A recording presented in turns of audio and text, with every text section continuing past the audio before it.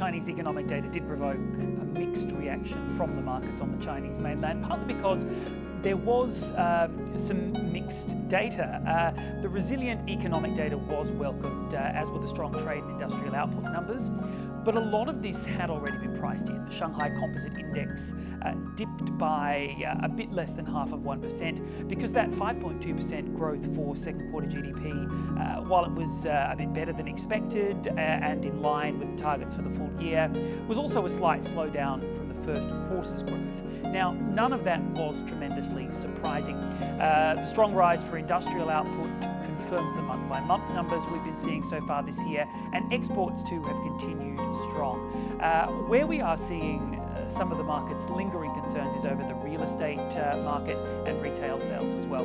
We learned that investment in property dipped more than 11% in the first half of the year, and new home prices are still falling in many cities.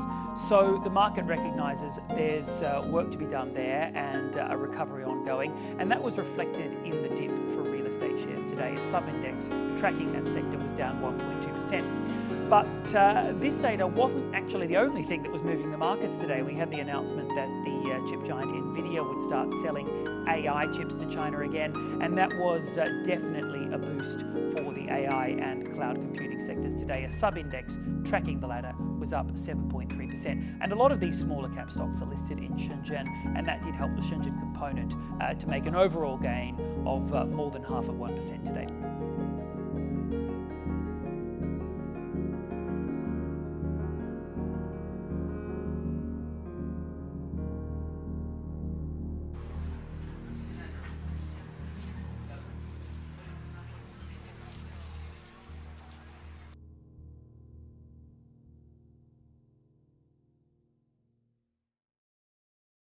Jelajahi cara baru mendapatkan informasi. Download MetroTV Extend sekarang.